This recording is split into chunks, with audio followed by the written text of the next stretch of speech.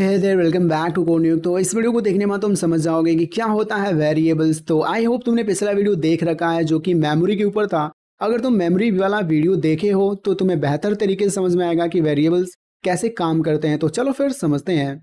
ये जो वेरिएबल्स है ना, एक कंटेनर के जैसे होता है और यह कंटेनर यूज होता है किसी भी डेटा वैल्यू को स्टोर करने के लिए, और बाद में इस डेटा वैल्यू को तुम मैनिपुलेट भी कर सकते हो अपने प्रोग्राम के अंदर। तो ये वेरिएबल ऐसा ही है जैसे तुम्हारे घर में डस्टबिन होता है और डस्टबिन में तुम ढेर सारे कूड़ा कचरा उसमें डालते हो और बाद में उसको फेंक भी देते हो, और फेंकने के बाद जब वो कूड़ा कचरा फेंकने के बाद जब वो डस्टबिन खाली हो जाता है तो फिर से उसमें कूड़ा कचरा डाल देते हो।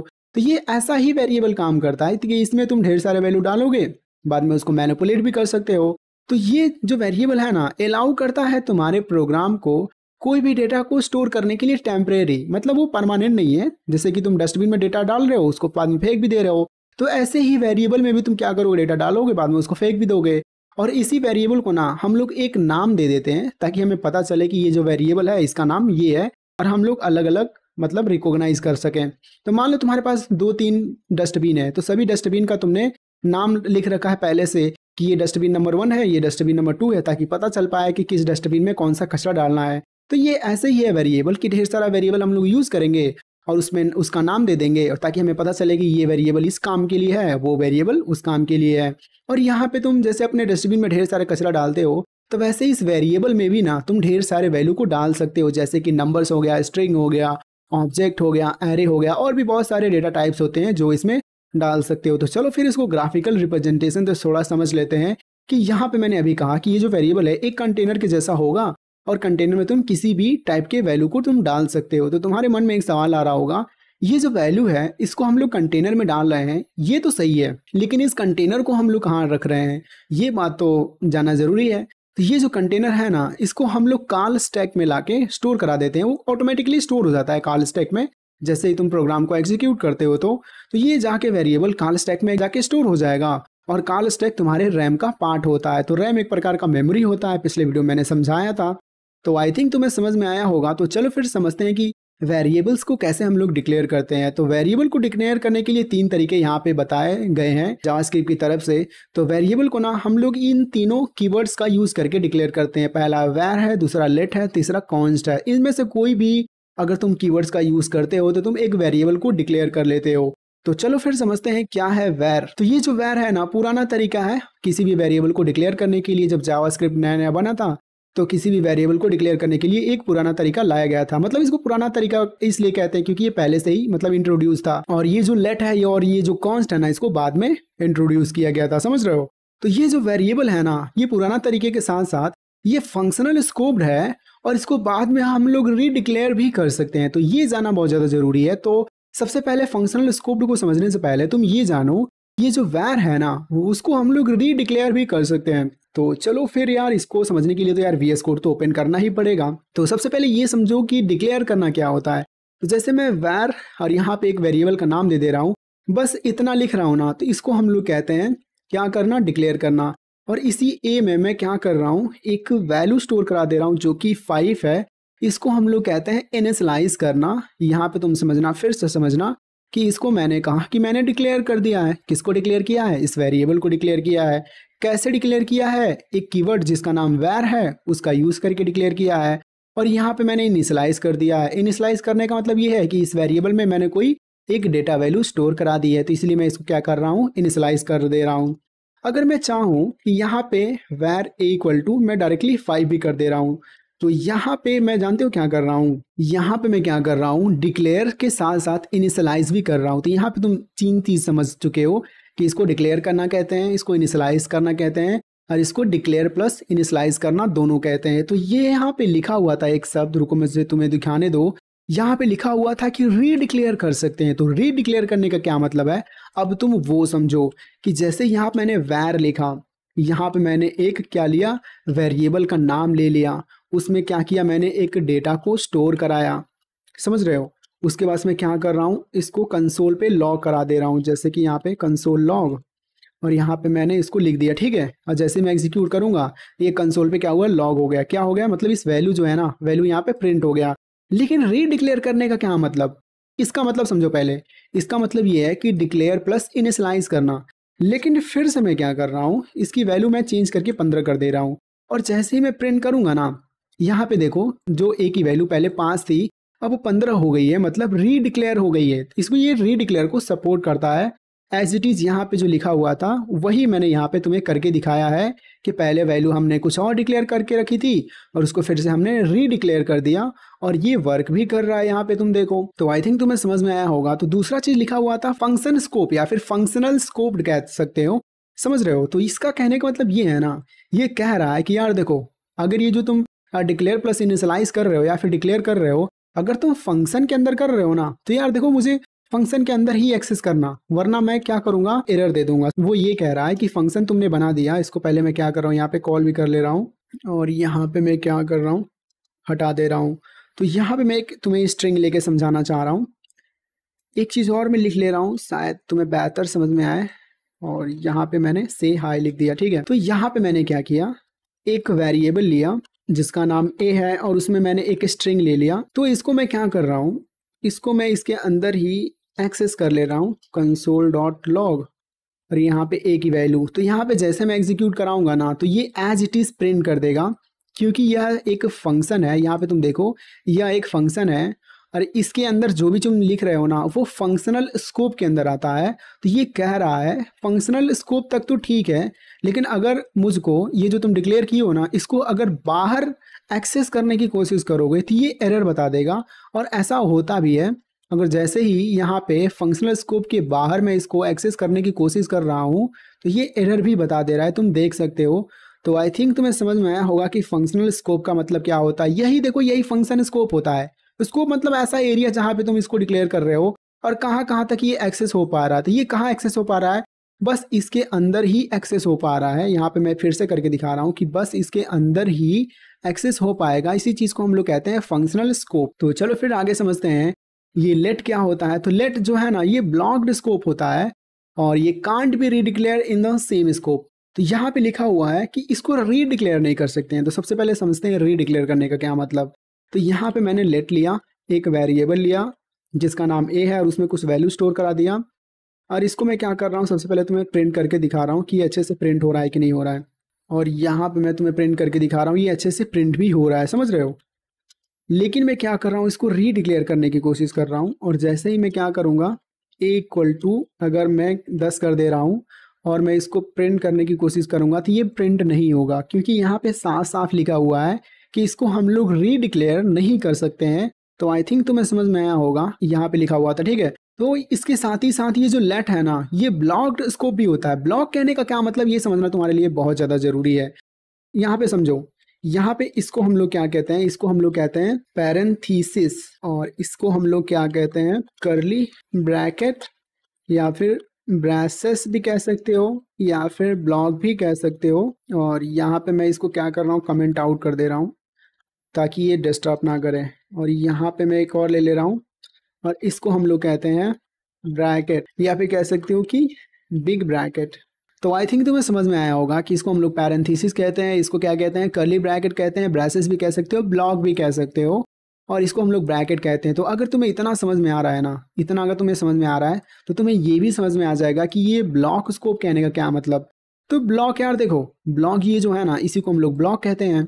तो यहाँ पे कह रहा है कि ब्लॉक कहीं भी दिख जाए, अगर फंक्शन के अंदर अगर मान लो ब्लॉक दिख जाए, यहाँ पे देखो ये ब्लॉक ही तो है ना, फंक्शन के अंदर ब्लॉक दिख जाए या फिर कोई कंडीशन के अंदर यहाँ पे तुम्हें ब्लॉक दिख जाए, तो ये ब्लॉक के अंदर अगर रहेगा ना, मतलब कि अगर तुम लेट का यूज़ करके किसी भी वेरिएबल को डिक्लेयर कर रहे हो तो ब्लॉक के अंदर ही देखो, ब्लॉक के अंदर ही वो क्या होगा, एक्सेसिबल होगा, बाहर एक्सेसिबल नहीं होगा।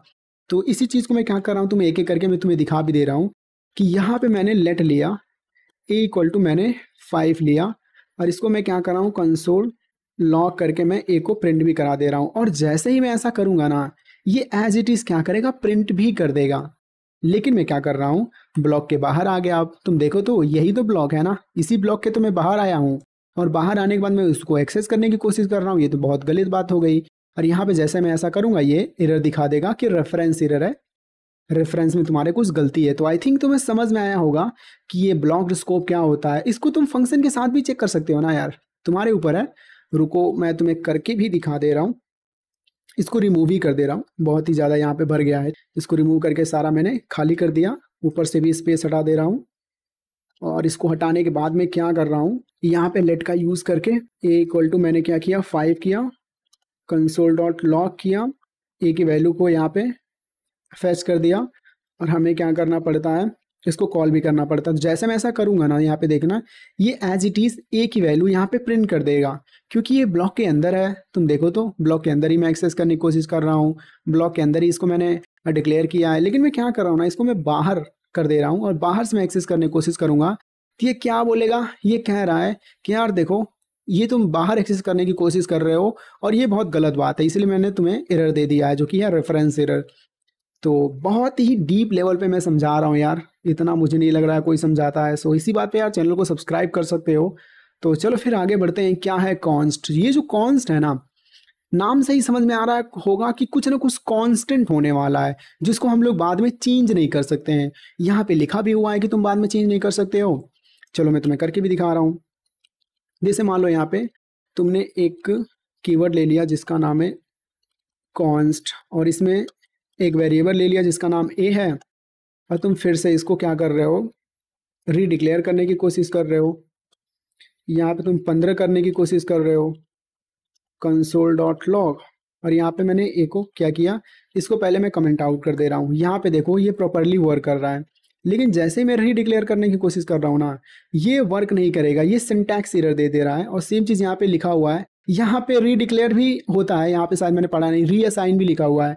तो इसकी वैल्यू को रीअसाइन भी तुम नहीं कर सकते, ये रीडिक्लेयर भी मैंने समझा दिया, तो ये तुम्हारी नॉलेज में इजाफा हो गया। तो रीअसाइन कहने का मतलब ये है ना कि यहाँ पे समझो कि मैंने क्या किया, यहाँ पे एक वेरिएबल लिया ए, उसमें क्या किया मैंने वैल्यू 5 को असाइन कर दिया। लेकिन फिर से मैं क्या कर रहा हूँ, उसी ए वाले वेरिएबल में मैं क्या कर रहा हूँ 15 डालने की कोशिश कर रहा हूँ, तो ये 15 जाएगा ही नहीं। तुम देखो तो ये फिर से टाइप एरर बता दिया। तो ये आई थिंक तुम्हें समझ में आया होगा कि रीअसाइन को भी ये सपोर्ट नहीं करता है। और शायद मैंने वैर के केस में नहीं समझाया था, तो रीअसाइन यहाँ पे भी समझा दे रहा हूँ कि यहाँ पे ए इक्वल टू 5 है ना, और यहाँ पे रीअसाइन कर रहे हो A equal to 15, console dot log. और यहाँ पे मैं ए को प्रिंट करने की कोशिश करूँगा तो ये प्रिंट कर देगा, क्योंकि ये रीअसाइन को सपोर्ट करता है। देखो तो यहाँ पे ये रीअसाइन को सपोर्ट कर रहा है। यहाँ पे अगर मैं लेट भी ले रहा हूँ तो ये रीअसाइन को सपोर्ट कर रहा है। लेकिन यहाँ पे अगर मैं कॉन्स्ट लूँगा तो ये रीअसाइन को सपोर्ट नहीं करता है। तो यहाँ पे तुम देखना ये रीअसाइन को सपोर्ट नहीं करता है, समझ रहे हो। आई थिंक सारे प्रॉब्लम्स कंप्लीट कर दिया मैंने। कोई भी डाउट अब वेरिएबल के बारे में तुम्हें नहीं रहा होगा। आई थिंक हर एक चीज़ मैंने बताया है। और इसके साथ ही साथ ये ब्लॉक स्कोप बहुत ज़्यादा सिंपल है, तुम समझ रहे हो। अभी मैंने बताया, मान लो यहाँ पे इफ़ है और यहाँ पे मैं ट्रू ले रहा हूँ ताकि ये हमेशा चले। और यहाँ पे मैं क्या कर रहा हूँ, कॉन्स्ट का यूज़ करके, और यहाँ पे एक वेरिएबल ले लिया जिसमें वैल्यू 5 कर दिया, कंसोल डॉट लॉग। और इसमें मैंने ए की वैल्यू को प्रिंट करा दिया, और जैसे मैं ऐसा करूँगा ये प्रिंट कर देगा। यहाँ पे देखो प्रिंट इसने कर दिया, समझ रहे हो। लेकिन अगर मैं क्या कर रहा हूँ, इसको ब्लॉक के बाहर एक्सेस करने की कोशिश करूँगा तो ये एरर बता देगा, वो भी रेफरेंस एरर। तो ये ब्लॉक स्कोप होता है, उसी चीज़ को हम लोग कहते हैं सिर्फ ब्लॉक के अंदर ही एक्सेस हो पाना। अगर तुमने ब्लॉक के अंदर डिक्लेयर किया है तो सिर्फ ब्लॉक के अंदर ही एक्सेस हो पाएगा। तो सारे डाउट्स हमने क्लियर कर लिए वेरिएबल के बारे में, वेरिएबल हमने समझा अच्छे से। लेकिन एक चीज़ छूट रही होगी, तुम सोच रहे होगे क्या, तो चलो मैं समझाता हूँ। यहाँ पे वेरिएबल का नाम देने के लिए ना कुछ रूल्स दिए गए हैं कि जब भी तुम वेरिएबल का नाम ले रहे हो तो मान लो वो लेटर कंटेन कर सकता है, डिजिट भी कंटेन कर सकता है, डॉलर साइन कंटेन कर सकता है, अंडरस्कोर कंटेन कर सकता है। लेकिन किसी भी वेरिएबल के नाम को तुम डिजिट से स्टार्ट नहीं कर सकते हो। तो यहाँ पे हमने पढ़ा कि मैंने एक कीवर्ड ले लिया और इसी को कहते हैं हम लोग वेरिएबल का नाम देना। तो यहाँ पे मैंने एक वैल्यू स्टोर करा लिया। तो ये जो नाम है ना, तुम लेटर ले सकते हो, हमने लिया, चल भी रहा था। तुम क्या कर सकते हो, इसमें ढेर सारे और भी ले सकते हो, ये भी चल जाएगा। तुम क्या कर सकते हो, यहाँ पे डॉलर साइन लेके चेक करूँ, डॉलर साइन भी चल जा रहा है, समझ रहे हो। यहाँ पे अंडरस्कोर लेके चेक करूँ, अंडरस्कोर भी चल जा रहा है, समझ रहे हो। ये सारी चीज़ें चल जा रही हैं। यहाँ पे तुम क्या कर सकते हो, एक मिनट, डॉलर साइन लेके, और यहाँ पे तुम और भी सारी चीज़ें लिख सकते हो, या फिर अंडरस्कोर लेके और भी सारी चीज़ें लिख सकते हो। तो ऐसे वेरिएबल का नाम तुम दे सकते हो। तो यहाँ पे तुम देखना, यहाँ पे मतलब कि वेरिएबल का नाम तुम डिजिट से स्टार्ट नहीं कर सकते हो। ये कहने का मतलब ये है कि मान लो यहाँ पे मैंने एक डिजिट ले लिया 2, और जैसे ही मैंने कोई नाम लेना चाहा ना, मतलब ये डिजिट से स्टार्ट करके, तो ये गलत बताने लग गया क्योंकि ये सपोर्ट उसको नहीं कर रहा है। यही चीज़ यहाँ पे बताया गया है कि यहाँ पे तुम क्या करो, ये चीज़ तो ले लो लेकिन एक चीज़ ध्यान रखो कि डिजिट से स्टार्ट मत करो। तो यहाँ मैं उसको हटा दे रहा हूँ, और आई थिंक तुम्हें इतना समझ में आया होगा। तो तीसरी चीज़ लिखी हुई है कि कांट बी रिजर्व कीवर्ड्स, मतलब ये जो वेरिएबल का नाम है ना, इसकी जगह पे तुम कोई भी कीवर्ड का नाम नहीं ले सकते हो। कीवर्ड क्या होते हैं पहले ही मैंने बता रखा है। कीवर्ड बहुत सारे होते हैं, जैसे कि वेर हो गया, लेट हो गया, कॉन्स्ट हो गया, फॉर हो गया, वाइल हो गया, या फिर इफ हो गया, एल्स हो गया। ये सारे जो क्या होते हैं, ये कीवर्ड्स होते हैं। तो यहाँ पे वेरिएबल का नाम ना तुम क्या कर सकते हो, वैर नहीं लोगे, वैर लोगे तो गलत बता देगा। लेट लोगे तब भी यहाँ पे गलत बता देगा। या फिर अगर तुम क्या कर रहे हो, फॉर ले रहे हो, तब ये क्या करेगा, गलत बता देगा। यहाँ पे शायद मैंने फॉर लिख दिया, यहाँ पे फॉर अगर मैं लेके तुम्हें बता रहा हूँ तभी ये गलत बता रहा है। तो यही चीज़ यहाँ पे कह रहा है ना कि कुछ भी करो यार, लेकिन तुम ये जो रिजर्व कीवर्ड्स हैं वो मत ले लेना। और एक चीज़ ध्यान रखना कि ये केस सेंसिटिव होता है। कभी भी ये जो नेम है ना, स्मॉल लेटर में सारे लिखे हुए हैं, कभी भी ये जो कैपिटल लेटर में लिखा हुआ है ना, इसके बराबर नहीं होगा। ये दोनों अलग अलग होंगे। तो तुम्हें एक चीज़ पता होगा कि यहाँ पे इफ, यहाँ पे मैं कंसोल ले रहा हूँ, कंसोल डॉट लॉग। तो यहाँ पे मैंने एक टेक्स्ट लिखा है, और वो लिखा है मैंने, ये तभी चलेगा जब ये ट्रू होगा। तो यहाँ पे देखो ट्रू है क्या, हाँ ट्रू है, देखो चल गया। अब मैं कह रहा हूँ क्या ये नेम है वो यहाँ पे नेम के इक्वल है क्या। अगर इक्वल होगा तो ट्रू होगा, तो ये चल जाएगा, वरना चलेगा ही नहीं। यहाँ पे देखो चल गया, सब कुछ सही है। क्या ये कैपिटल नेम, क्या ये मैंने फर्स्ट लेटर कैपिटल कर दिया, अब ये चलेगा। अब तुम देखना, अब ये चल ही नहीं रहा है, समझ रहे हो। तो ऐसे काम करता है यार। सारी चीज़ें मैंने कवर कर दी। ये वन शॉट वीडियो था और ये आई थिंक तुम्हें बहुत ही ज़्यादा नॉलेज मिला होगा इस वीडियो को देख के। तो thank you for watching and मिलते हैं नेक्स्ट वीडियो में।